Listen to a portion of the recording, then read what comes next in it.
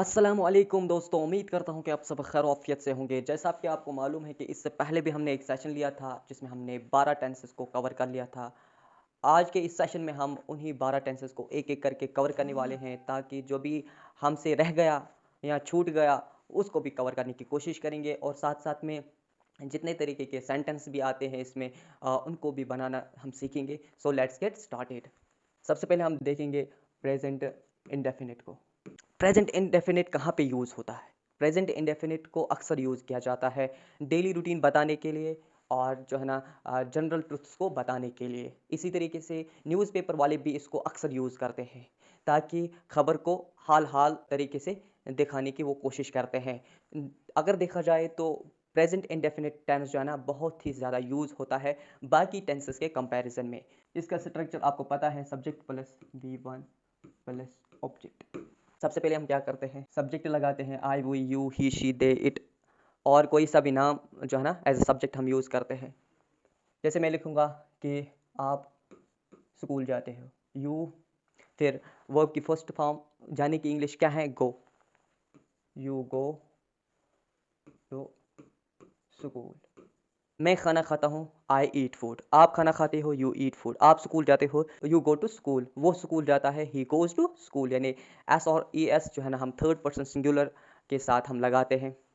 जैसा कि हमने देख लिया, फर्स्ट पर्सन कौन होता है, बात करने वाला होता है वो फर्स्ट पर्सन होता है, जो सुनने वाला होता है वो सेकंड पर्सन, यानी जिससे वो बात करता है और जिसके मुतालिक बात की जाए वो थर्ड पर्सन कहलाता है। तो इस तरीके से हमने लिखा कि यू गो टू स्कूल, आप स्कूल जाते हो। आप खाना खाते हो, यू ईट फूड। वो खाना खाता ही ईट्स फूड। इसी तरीके से अब मुझे कहना होगा कि मैं स्कूल नहीं जाता हूँ, तो कैसे बनाएंगे, सब्जेक्ट प्लस डू और डज लिखेंगे, प्लस नॉट लगाएंगे, प्लस वर्ब की फर्स्ट फॉर्म और ऑब्जेक्ट। तो हमारा जो है ना स्ट्रक्चर कंप्लीट हो गया। मुझे कहना है कि आप स्कूल नहीं जाते हो, तो इस तरीके से हम बनाएंगे। पहले सब्जेक्ट लिखेंगे यू, कोई सा भी, ही लिखो, यू लिखो, इट, दे लिखो, कोई सा भी नेम लिखो, यू, फिर लगाएंगे। अगर थर्ड पर्सन सिंगुलर नहीं होगा तो क्या लगाएंगे, यहाँ पे डू लगाएंगे। अगर थर्ड पर्सन सिंगुलर नहीं होगा तो डू लगाएंगे। अगर थर्ड पर्सन सिंगुलर होगा तो डस लगाएंगे यहाँ पे, यू डू। फिर क्या लगाना है, नॉट, यू डू नॉट। फिर वर्ब की फर्स्ट फॉर्म यानी you do not go to school, same ही रहेगा। तो आप स्कूल नहीं जाते हो, you do not go to school, या you don't go to school. आप खाना नहीं खाते हो, यू डोंट ईट फूड। वो खाना नहीं खाता है, he does not eat food. इस तरीके से, यानी इस तरीके से ये बन गया यहाँ पे अफर्मेटिव सेंटेंस, और ये बन गया नेगेटिव सेंटेंस। नेगेटिव सेंटेंस अगर मुझे कहना होगा कि क्या आप स्कूल जाते हो, तो कैसे बनाएंगे, सबसे पहले हम जो है ना डू डज को बाहर निकालेंगे। क्या करेंगे, डू डज को बाहर निकालेंगे, डू और डज को बाहर निकालेंगे। फिर सब्जेक्ट लिखेंगे, फिर वर्ब की फर्स्ट फॉर्म और फिर ऑब्जेक्ट।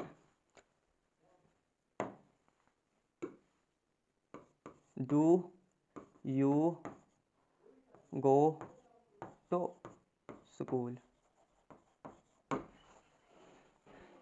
यहाँ पे हम नोट ऑफ इंटरोगेशन लगाएंगे, क्योंकि do you go to school, क्या आप स्कूल जाते हो, तो ये क्या बन गया, इंट्रोगेटिव सेंटेंस बन गया। तो ये क्या बन गया, इंट्रोगेटिव सेंटेंस। क्या आप स्कूल जाते हो, क्या आप खाना खाते हो, डू यू ईट फूड। क्या वो स्कूल जाता है, does he go to school. क्या वो यहाँ पे आता है, डज ही कम हियर। अगर मुझे डबल इंट्रोगेटिव बनाना है कि आप क्यों स्कूल जाते हो, तो सबसे पहले हम लिखेंगे, सबसे पहले हमें WH वर्ड्स को बाहर रखना है, WH words plus do does. फिर स्ट्रक्चर जो है ना सेम रहेगा, डू और डज। थर्ड पर्सन सिंगुलर होगा तो डज लगेगा, थर्ड पर्सन सिंगुलर नहीं होगा तो डू लगेगा। थर्ड पर्सन सिंगुलर कौन है, ही शी इट और कोई सा भी सिंगुलर नेम, प्लस सब्जेक्ट लगाएंगे, प्लस वर्ब की फर्स्ट फॉर्म प्लस ऑब्जेक्ट। तो ये डबल इंटरोगेटिव यहाँ पे हमारे पास तैयार हो गया। शाबाश। मुझे कहना होगा कि आप क्यों स्कूल जाते हो, तो कैसे लिखेंगे? शाबाश, स्ट्रक्चर आपके सामने है। Why do you go to school. शाबाश। Why do you go to school, आप स्कूल क्यों जाते हो। अगर क्या से सेंटेंस जो है ना शुरू होता है तो हेल्पिंग वर्ब्स को हम बाहर निकालेंगे, हेल्पिंग वर्ब से हम जो है ना इसको सेंटेंस को स्टार्ट करेंगे। अगर जो है ना आप क्यों स्कूल जाते हो तो उसके लिए WH वर्ड्स को हम इस्तेमाल में, डबल इंटरोगेटिव में हम क्या लिखेंगे? शाबाश। सबसे पहले WH वर्ड्स लगाएंगे, फिर स्ट्रक्चर जो है ना ये सेम रहेगा, स्ट्रक्चर जो बाकी जो है ना वो सेम रहेगा। अब हम इसकी थोड़ी सी प्रैक्टिस करेंगे। मुझे कहना होगा कि मैं खाना खाता हूँ, आई ईट फूड। मैं खाना नहीं खाता हूँ, I do not eat food. क्या मैं खाना खाता हूँ? Do I eat food. मैं क्यों खाना खाता हूँ? Why do I eat food. मैं एक चिट्ठी लिखता हूँ, आई राइट ए लेटर। मैं एक चिट्ठी नहीं लिखता हूँ, I do not write a letter. क्या मैं एक चिट्ठी लिखता हूँ? Do I write a letter. मैं चिट्ठी क्यों लिखता हूँ? Why do I write a letter. इस तरीके से हमारे पास ये जो है ना एफर्मेटिव सेंटेंस, नेगेटिव, इंट्रोगेटिव और डबल इंट्रोगेटिव का हमारे पास जो है ना स्ट्रक्चर भी आ गया, और हमने सीख लिया कि किस तरीके से हम जो है ना इसको बनाएंगे ताकि हमारा सेंटेंस जो है ना सही भी हो और मीनिंगफुल भी बन जाए। अब हम देखेंगे पास्ट सिंपल को, यहाँ पास्ट इंडेफिनिट। इसका स्ट्रक्चर भी बहुत ही सिंपल है। सब्जेक्ट प्लस वर्ब की second form V2 plus object. Past indefinite कहाँ पे यूज़ होता है? जो भी हमने पास्ट में किया यानी माजी में किया उसको हम जो है ना इस टेंस में बताते हैं। जो पास्ट के हैबिट्स थे, जो पास्ट के आदत थे, उनको बताने के लिए हम जो है ना पास्ट इंडेफिनिट का यूज़ करते हैं। स्टोरीज़ को बताने के लिए करते हैं। इंडेफिनिट इसलिए इसको कहते हैं कि हमें पर्टिकुलर टाइम नहीं पता होता कि जो है ना किस टाइम में ये हो रहा है। ये तो पता होता है किस टाइम में हो रहा है, लेकिन पर्टिकुलरली पता नहीं होता कि मॉर्निंग में हो रहा है या जो है ना शाम में हो रहा है या इवनिंग में हो रहा है या आफ्टरनून में हो रहा है। तो इस तरीके से जो है ना हम इंडेफिनिट का यूज़ करते हैं वहाँ पे जहाँ पे हम श्योर नहीं होते। तो पास्ट इंडेफिनिट का स्ट्रक्चर क्या है? सब्जेक्ट, फिर वर्ब की सेकंड फॉर्म, फिर ऑब्जेक्ट। बहुत ही सिंपल है।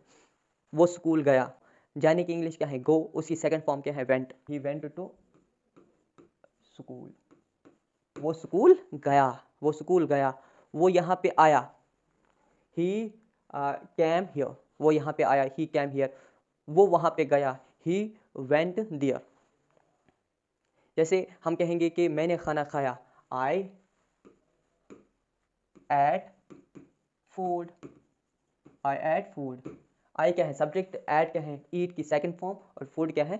ऑब्जेक्ट यानी गिज़ा। अब मुझे अगर ये बन गया क्या अफर्मेटिव सेंटेंस, यहाँ पे ये अफर्मेटिव सेंटेंस बन गया। He went to school. आप स्कूल गए, यू वेंट टू स्कूल। आपने पढ़ाया, यू टॉट। क्या आपने इंग्लिश पढ़ा? You taught English. तो इस तरीके के सेंटेंस यहाँ पे आते हैं। अब हम अगर हमें इसी सेंटेंस को जो है ना नेगेटिव में बदलना होगा तो कैसे करेंगे? सबसे पहले हम लिखेंगे यहाँ पे सब्जेक्ट, फिर डिड, फिर लिखेंगे नॉट, फिर लिखेंगे वर्ब की फर्स्ट फॉर्म। यहाँ पे ख्याल रखना वर्ब की फर्स्ट फॉर्म ही यहाँ पे आएगी प्लस ऑब्जेक्ट। यहाँ पे डिड लगाया जो डू की सेकंड फॉर्म है, तो इसलिए यहाँ पे वर्ब की फर्स्ट फॉर्म ही आएगी। इस बात को आप जो है ना पल्ले बांध लेना, इस बात को हमेशा याद रखना। जब भी डिड आएगा तो उसके बाद जो है ना फर्स्ट फॉर्म ही हम इस्तेमाल करते हैं, वरना सेंटेंस गलत हो जाएगा ग्रामेटिकली। तो हम क्या लिखेंगे? सब शाबाश। ही राहुल स्कूल नहीं गया, डिड नॉट। पे सेकंड फॉर्म नहीं आएगी, यहाँ पे क्या आएगा? गो। शाबाश। यहाँ पे गो ही आएगा क्योंकि फर्स्ट फॉर्म यहाँ पे हम इस्तेमाल करते हैं डिड के बाद। Rahul did not go to school. School क्या है? Object. Rahul did not go to school. Rahul school नहीं गया। अगर हमें अब कहना होगा कि क्या राहुल स्कूल गया? तो क्या लिखेंगे? शाबाश, डिड, और फिर क्या लिखेंगे? सब्जेक्ट, फिर क्या लिखेंगे? वर्ब की फर्स्ट फॉर्म, फिर object. Did Rahul go to school, कैसे लिखेंगे? शाबाश, डिड राहुल गो टू,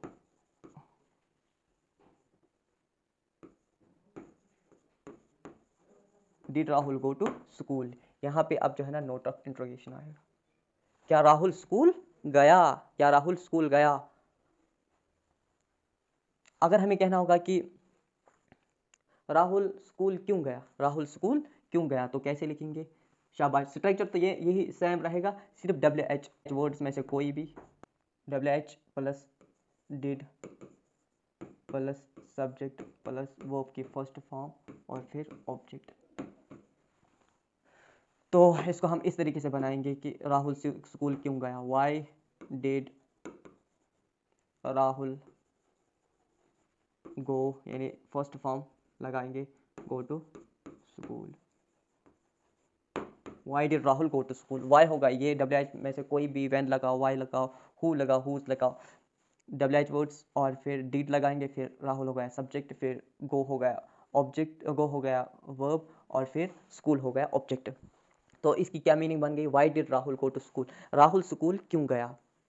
आप यहाँ पे क्यों आए? Why did you come here, why did you come here. आप वहाँ पे क्यों गए? Why did you go there. आप वहाँ पे कब गए? When did you go there.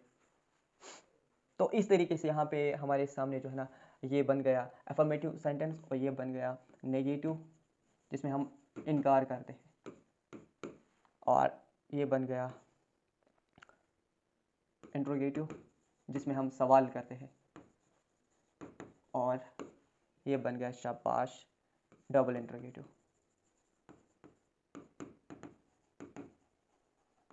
तो ये बन गया डबल इंट्रोगेटिव। तो इस तरीके से ये स्ट्रक्चर रहा। आज हमने सीखा क्या? यानी अफर्मेटिव सेंटेंस बनाना। सिंपल क्या करना है? सब्जेक्ट लगाना है, फिर वर्ब की सेकंड फॉर्म और फिर ऑब्जेक्ट, अगर पास्ट इंडेफिनिट होगा तो नेगेटिव सेंटेंस में क्या करना है? सिर्फ पहले सब्जेक्ट लिखना है, फिर डिड, फिर नॉट लिखना है, फिर वर्ब की फर्स्ट फॉर्म, फिर ऑब्जेक्ट। और इंट्रोगेटिव बनाना है क्या? तो डिड यानी हेल्पिंग वर्ब्स को बाहर निकालेंगे, फिर सब्जेक्ट लिखेंगे, फिर वर्ब की फर्स्ट फॉर्म, फिर ऑब्जेक्ट। और अगर डबल इंट्रोगेटिव बनाना होगा तो WH वर्ड्स लिखेंगे, कोई सा भी, व्हेन, वायर, हाउ, पहले लिखेंगे, फिर डिड लगाएंगे, फिर सब्जेक्ट लगाएंगे, फिर वर्ब की फर्स्ट फॉर्म, फिर ऑब्जेक्ट। तो हमारे सामने जो है ना 1 2 3 4 तरीके के सेंटेंस हमारे सामने रेडी हो जाते हैं। अब हम देखेंगे फ्यूचर इंडेफिनिट टेंस का स्ट्रक्चर भी बहुत ही सिंपल है। सब्जेक्ट लगाना होगा, फिर विल, फिर वर्ब की फर्स्ट फॉर्म, फिर ऑब्जेक्ट।